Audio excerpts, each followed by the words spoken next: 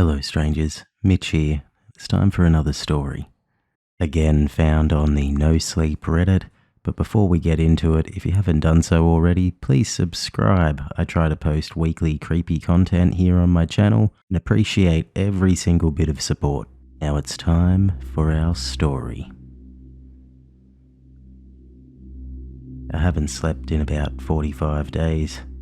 No, I did not suddenly fall prey to insomnia. In fact, my family always jokes about how I would probably sleep through an airstrike, and I never denied that fact until about 45 days ago. My family has lived in an old Victorian-style house for as long as I can remember, or for as long as our family album has the photos to show. My son is about to be born in this house. I was born in this house, so was my father, and so was my grandfather. My great-grandpa Phil had built this house, and it's been in the family ever since. We are pretty close-knit with each other, so my parents, my brother and his family, and my wife and I live in the same house. Everyone gets along well with each other, and we have a decent, semi-famous family-owned food and beverage business in the city. All in all, I've led a pretty ordinary life so far. I say so far because I haven't gone through anything like this in my life. It all started 45 days ago. I'd sent my wife off to her folks a few weeks prior to that to get her mind off the pregnancy blues. Perhaps a little change in the scenery would do her good. I missed my little bird, but her mental health was more important to me than wanting a selfish hug at the end of a long day at work. That night, as per ritual, I talked to her over FaceTime for about an hour. She seemed pretty jolly and even cracked jokes like the way she used to when we were in our dating phase. Seeing her like that made me happy and content. Then we said goodnight to each other and went to sleep. I'm one of those people who cannot sleep without a thin blanket to cover myself with. I even cover my face when I'm sleeping. Thank God for that peculiar habit. I woke up to an unusual sound at 2 a.m. I know this because the grandfather clock in the corridor of my floor chimed. It sounded like a gargle mixed with a roar. I don't know, I can't really put it into words, so please make do with that description. I wondered if it was my stomach luring me to get up and get a late night snack. I had faced embarrassing situations in school and university where my stomach would rumble in the quietest of moments, causing heads to turn in my direction. So something like that happening now wouldn't be new. But not wanting to get out of bed, I turned to face the other side. That's when I heard it again. This time I was sure it wasn't my stomach. The sound was more guttural, more malicious. The sheet that I use to cover myself while sleeping is a very regular, pure white, translucent piece of cloth. So thankfully I didn't need to remove the cover from my face to figure out what had made the sound. I opened my eyes, and even in the pitch darkness of the room I could sense a presence. Not just in the room, but rather mere inches away from me. Whoever or whatever it was well within reach to kill me if it wanted to. As my eyes got adjusted to the darkness of the room through my cover, I could see a faint, eerie glow emanating from the entity. It was like an outline though, not strong enough to light anything up, so the room remained dark as it was. I could feel sweat trickling from my forehead. I wanted to scream, but I wondered if it'd be a wise choice. Not that I could scream anyway, my voice was stuck in my throat. That night I didn't sleep a wink. The next day I thought of talking to my wife about it, but decided otherwise. I didn't want to bother her with it, so I told everything to my brother. He was concerned, yes, but only because he thought I was a victim of a terrible nightmare.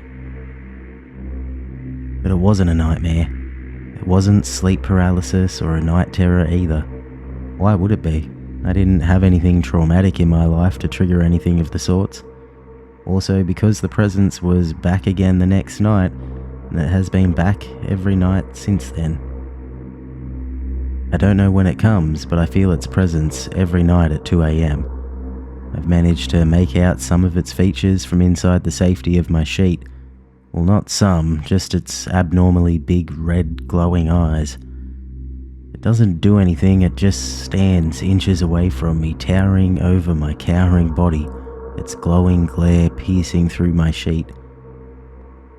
I am a grown-ass man. I have about 50-odd people working under me. I am weeks away from welcoming my baby, but every single night I am scared shitless.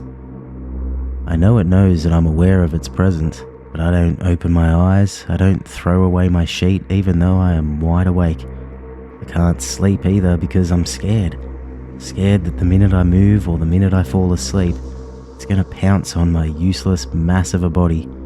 Scared that my baby will grow up fatherless. I haven't talked to my wife lately. I don't want her to see me. I look close to a zombie. My parents are worried. My brother keeps trying to crack jokes to make me feel better. My nieces try to get me to play with them, but nothing helps. Because I know what awaits me at night. Every time I close my eyes, I picture those glowing red eyes staring back at me. Just the thought of it sends chills down my spine. I don't know for how long I can maintain whatever little sanity I have left in me. If there's anyone who has had a similar experience with this entity, then please let me know. I want to sleep. I want to be able to talk to my wife. I want to hold my son. Please, help me. I came back home last night to my wife sitting on the couch talking to my mum. She was playfully complaining about how I'd forgotten her and was probably reliving my days as a bachelor. She had every right to complain, but her complaint soon changed into concern when she saw me standing halfway across the living room. She pestered me to tell her what was wrong and made shit up about work being a bit hectic. I was happy to see my lovely wife, but fear soon crept in as I realised what might happen once we retire for the night. I asked her, almost annoyed, as to why she came back, and she said she missed me because I hadn't talked to her for over 2 weeks. The slight rise in my tone had triggered her pregnancy emotions, and I could see tears pooling in her eyes. I hugged her, and to my zombified self, that hug felt like heaven. Throughout the evening, I did a mental countdown. I was scared to let my wife into the room. I even suggested her to take the guest room so that she could have a whole bed to herself. Weak excuse, I know, but she wanted to sleep in my safe arms. Safe. Yeah, right. At bedtime, my wife snuggled up next to me and drifted off to sleep like a baby. Having her next to me was both a relief and a trigger to my impending fear. I closed my eyes, trying to catch some sleep, if possible. Like clockwork, I woke up to the gargle roar of the entity, but this time there was something else.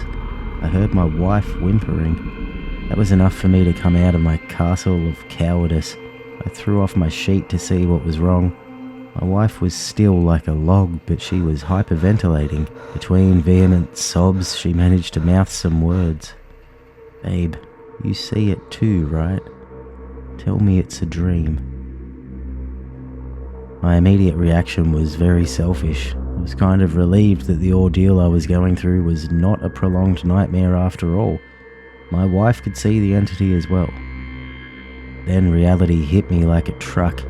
My wife could see the entity as well. Both of us were freaking out. I tried to think straight between my wife's sobs and the entity's silent roars. That's when I actually saw it for the first time. I don't know what I was expecting, but this thing, it was close to 7 feet, with those glowing red eyes I had always seen from inside my cover, and gangly arms. But this time it wasn't standing next to me. It had shifted its position and was towering over my wife instead.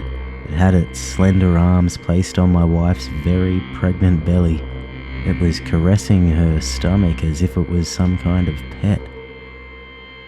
Its eyes were still directed at me though. It kept staring at me for what felt like hours, but might as well have been mere seconds. It seemed as though I was in a trance, but that was broken by my wife's blood-curdling screams. I looked at her. Her face was twisted in an expression of pure pain and horror. And then I saw it. The entity's hands were no longer caressing her belly. They were now inside it, as if it wasn't human skin, flesh and bones, rather water they had penetrated. My wife looked at me, her eyes begging me to help, but I did nothing. I kept staring from her to her belly to the entity, hoping for help myself. And then it yanked my baby out. My beautiful baby boy was now in the arms of this creature, and I could do nothing. I could do nothing except stare in horror while my wife lay in a pool of blood, crying the most dreadful cries I've ever heard. By the time my family came up to my room, it was too late. The entity was gone, and so was our baby. All that was left was a grisly scar on my wife's belly and bloody footprints from our bed to one of the walls.